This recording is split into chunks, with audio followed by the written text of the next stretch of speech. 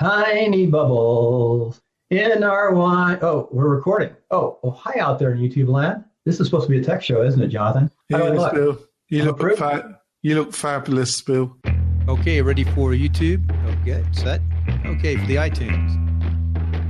Welcome to episode 58 of WP-Tonic. Today we're talking about WordPress and SEO. Jonathan's got a detailed set of notes, and I'll probably break in from time to time and ask him some more detail on the direction we're going. We had a nice conversation last night on Blab, actually, about WordPress and one of our new members in the community. So it's a really timely topic, and there's a lot to SEO. Jonathan, tell us what the outline you want to talk about today. Well, so basically we're going to cut this into two shows. The first show we're going to talk about the general principles, and then in the second show, which is going to be our plugin show, we're going to talk about plugins that help you with SEO, search engine optimization. And obviously you build a website, Bill, and you do your best and you put your sweat and tears in it, but most people want to get people to the website. The way you do that is through search. Mostly is two ways, or there's some other ways, but there's two main ways: natural organic search and paid advertisement. So most of the plugins that help you optimize your website deal with what is called online SEO, and I'll just plan to quickly go through some of the key areas that, as a newbie or intermediate, as a business owner, you're probably going to try and do some of this yourself, or you're probably going to hire somebody to help you do it. And it'd just be handy to be able to speak the language, understand the basic principles. It's a bit like lots of things, you don't exactly have to become an expert, but it's a good idea that you know what the powers would. Yeah, sure. Yeah, I'm breaking real fast too, just as when you talk about, I know you're going to talk about plugins in the next show, but the Yoast SEO plugin is the number one plugin. And just as a shortcut, if you just install that and play with it, you're going to learn SEO, the Yoast way as you go through this. Kind of. You learn the Yoast explains, what to do, but it's the Yoast way. There's a lot of different versions. A lot of different people have different opinions on the Yoast SEO process. Yeah, it's not a science. It's a bit of science and art mixed up. And one thing too is Google changes their algorithms often, as we know. Yeah, they do. So basically, I'm just going to go into a broad thing. So basically, how does Google judge what sites should appear on page one and which sites shouldn't?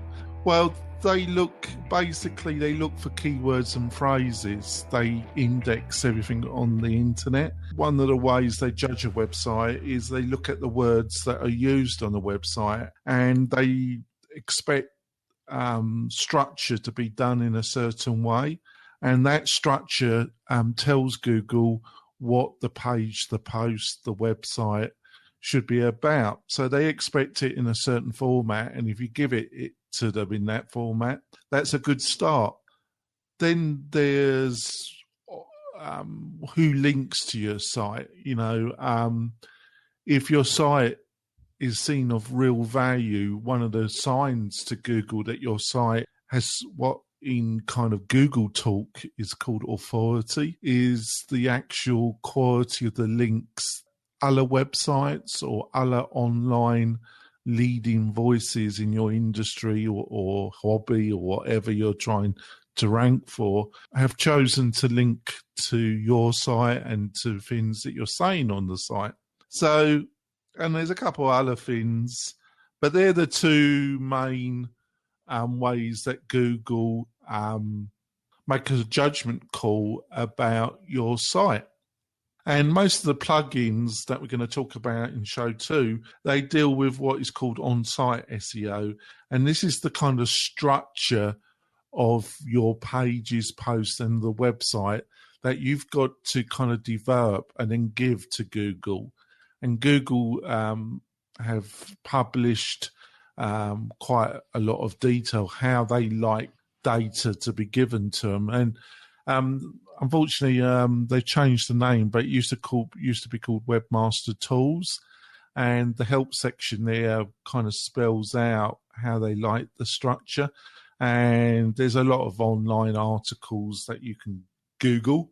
There's like Moz. They got a lot of data, a lot of free information for beginners, intermediates, that will tell you the structure.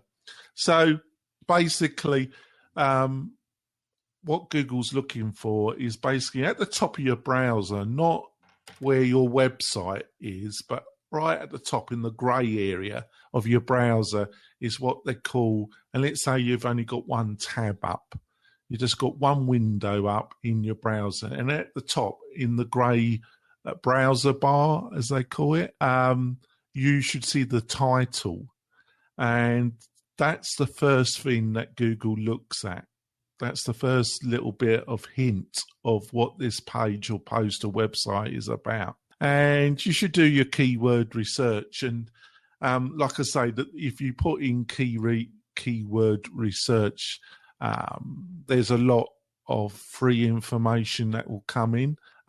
There's a couple of tools. There's a free tool that Google provides if you set up a Google AdWords account, and it's great value. And there's a couple more easier maybe tools, but you do have to pay for them. There's both offer a free trial period. The two that I would recommend if you want to do keyword research is wordtracker.com. And I think they're still offering a 30-day free trial period. You do have to put your credit card in, but you can cancel it at any time.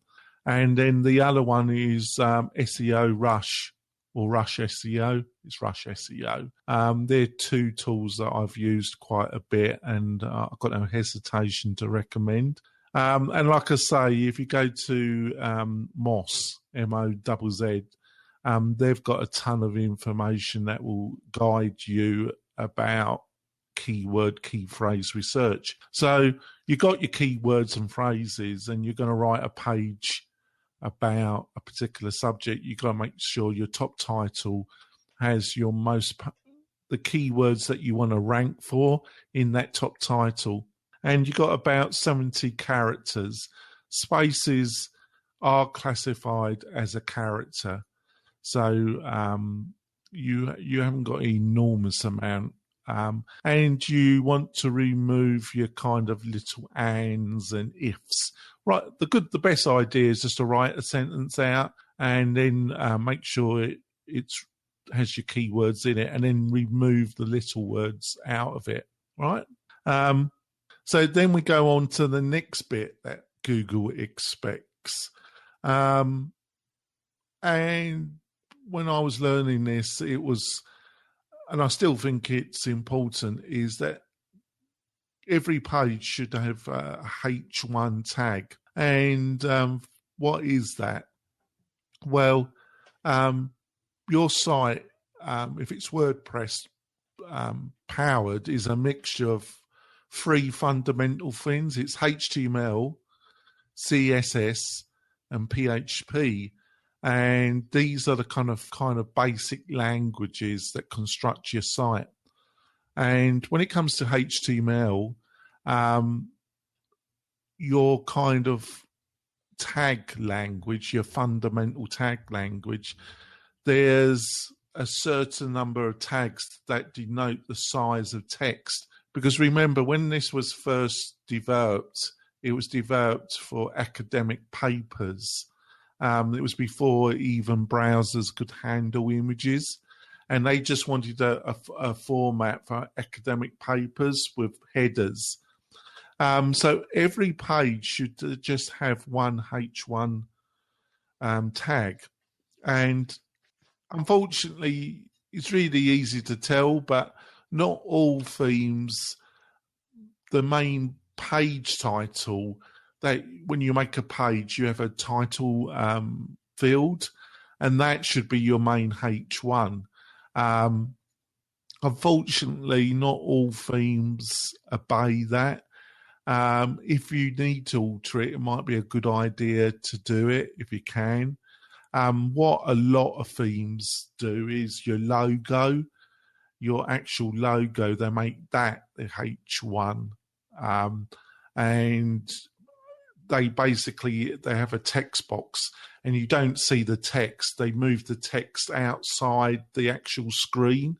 There's a lot of themes that do that, Bill, and it's not the best idea. It can make, you have to go in and modify the theme if they're doing that. It's best to have a different H1 tag for each page rather than just having one that's the same on every page. So that's another thing that Google looks for, because it's looking for a kind of structure of information. And like all these plugins, they all help you structure it.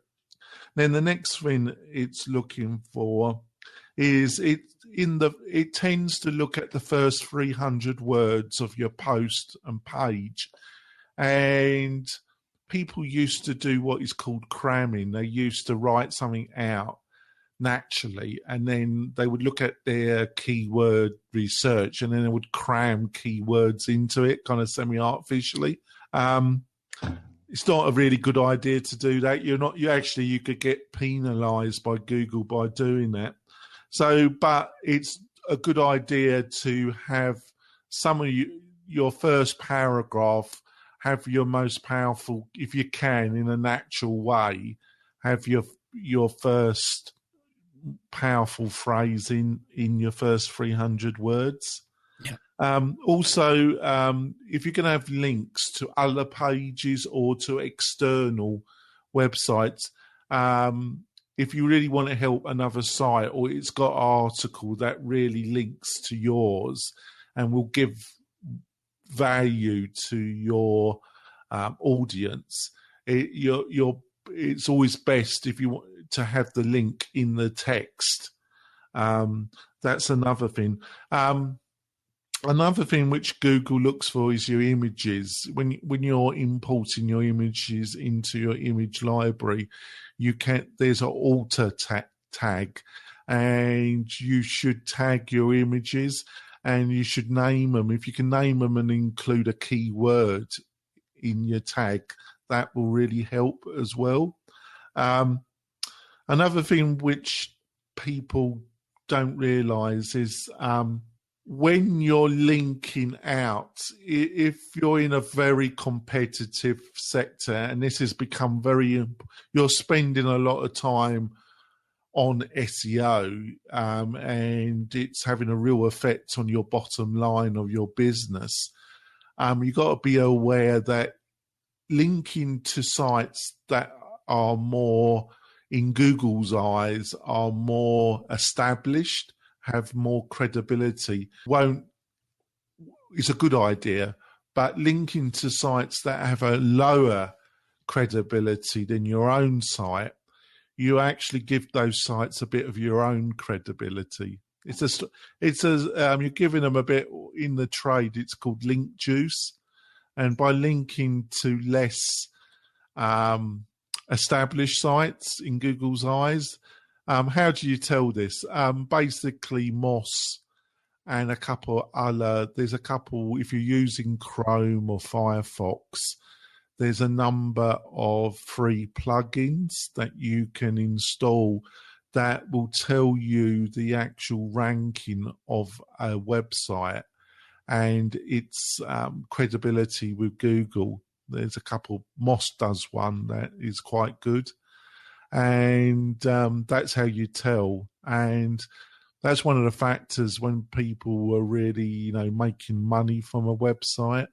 They're not too keen to link to a site that's got lesser ranking than their own site, because they will be giving some of their own ranking to external site. So, like I said, I've gone through the image. I've gone through some of the things you've got to be aware of in links. The other factor that these plugins help is that you used to see a lot of sites and their actual URLs, if they were set up in the kind of the default permalink setting, and that's in your settings. I think it's the fifth one down, and it's permalink settings. And a lot of time you used to see it at default. The problem with that, it produces a horrendous URL, which actually Google doesn't like.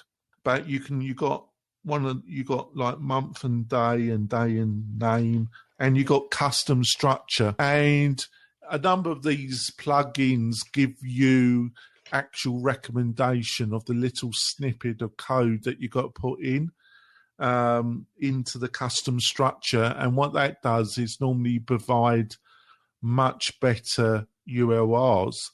Also, when you make your page or post, you have got the ability of editing URLs and putting some of your keywords into that.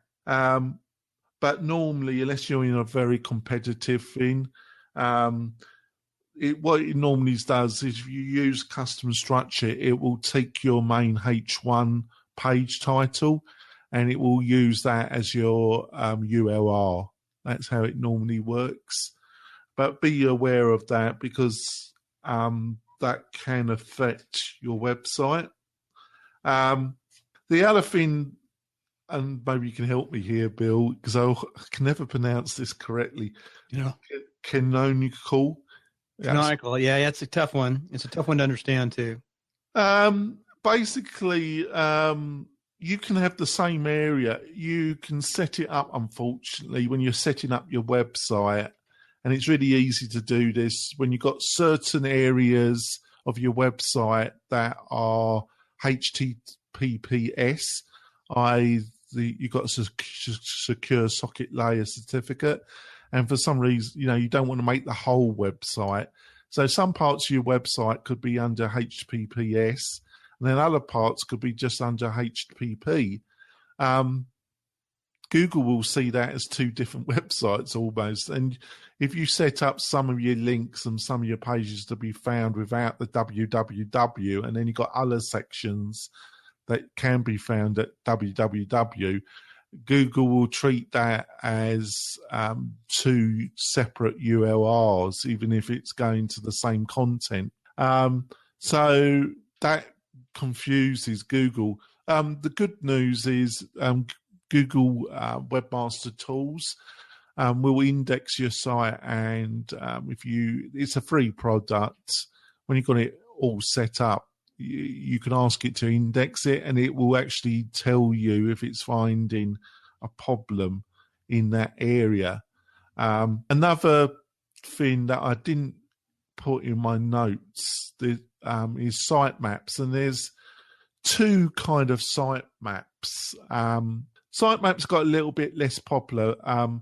There's the sitemap that Google expects, and it's an XML file. And most of the leading SEO plugins will help you make this file. And then when you set up your free Google Webmaster, this is another reason why you should set up a Google Webmaster account, is that basically these plugins will make this file and put it on your server. And then when you go into Webmaster Tools, you can point, if it's at the main root, it's really easy, which it should be.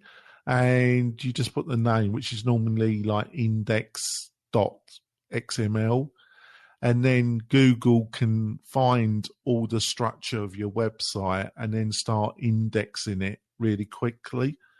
And it tells you if it finds duplicate content or any kind of problems with 301s and all the other stuff.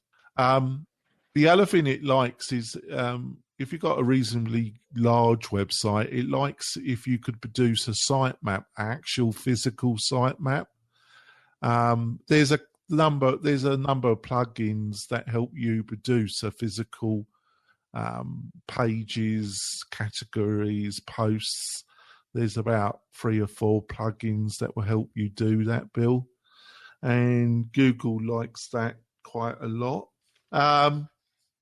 The other thing people get a bit confused, there's still a lot of misleading information about this, Bill, is meta tags. Now, I don't think you'll read this on Moz, but if you just do a general Google search on SEO and meta tags, there's still a lot of very confusing information. People say basically one of the reasons why there's confusion is meta tags are broken down into 4 separate subcategories, and your meta keyword attributes really don't matter. It's more really your meta description attribute that still has some importance. The reason why it's important is that when Google indexes your site and puts it on a search page, your page title, your URL, it will look at your site and give it a main title, and that's your link. But underneath it, the description, the thing that people skim read and they normally make their mind, is this web page that I'm proposing to go to, does it have the information that I'm looking for? Well, that comes from here, and that will be a major reason why people click on your link. Unfortunately, Google is not, if you do put your meta descriptions on all your pages and posts, Google aren't committed to utilize it. Sometimes they override, even if you put in a description, and they will find their own. They make a judgment. I understand why they do that if you don't put one in, but when you've actually put in, bothered to put your own description in, why they still override it, I don't really know. I could understand it. Everything I have read is that they're not actually using it as a judgment call on the actual where your site's going to rank. It only power is it's the thing that really influences people to actually click on the link. And then the thing outside that is, everybody says, I want my Google Analytics set up. So you set it up for them and they never log in. And when they do log in, they say, I've got this information. There's actually, if you're going to use Google Analytics, apart from the most basic information about front page bounce rate and other key information, which is still really valuable. But if you really want to start getting proper reports out of Google Analytics, you've got to set up tags, and it has kind of it wants different information to be clearly denoted with tags. And if you don't understand how to do that, most of the information you're going to get out of Google Analytics, apart from the most basic, is going to be nonsense. So you get a lot of people talk about this, and you just smile sweetly at them, and they make themselves look a bit idiotic, because if they haven't spent the time tagging it all up, you're not going to get any decent info out of Google Analytics anyway. So what do you reckon? You're the voice of our users, Bill, our audience. I'd say the first thing everyone needs to do is go ahead with Yoast, which we'll talk about a little bit more in the next episode. Yeah. Yoast SEO, and start there. That's the easiest way for anybody starting a WordPress site. Now, I remember when I first learned WordPress a couple of years ago. I've come over from HTML into WordPress sites, and I remember let me go on my panel right here. One thing that's really easy, but it just took me like a little bit to grasp, is using conical keywords, conicals, and pagination URLs. And the idea of just using a custom structure, and you can really customize that structure.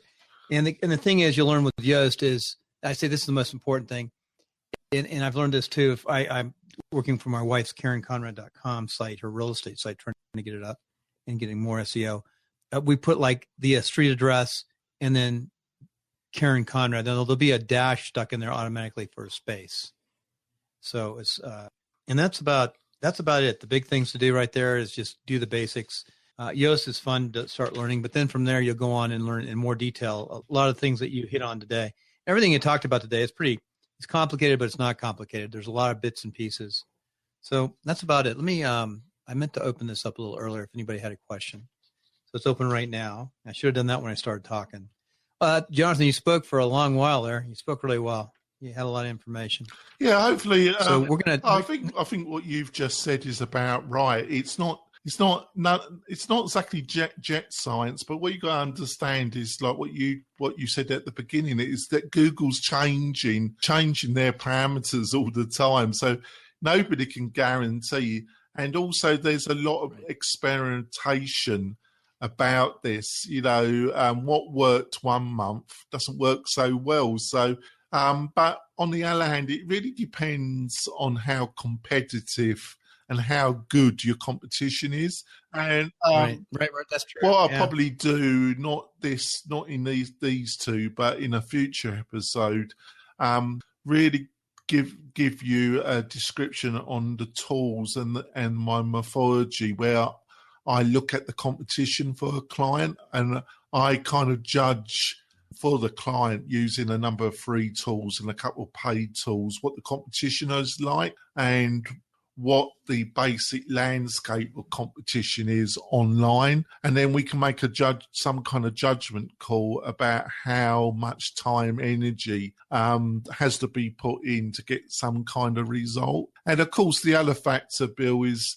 when it comes to natural search, this won't happen overnight unless we're talking about months, 6 months, 7 months, 8 months of continuous work and developing the site and your links and your structures and you're getting into the habit of doing things. It's like a lot of things online. It's doing it the proper way, time after time, being consistent. And that's hard, isn't it, Bill? Because we're all pretty busy. Right. Hey, another thing too, and I'm pretty sure this is accurate and really helps.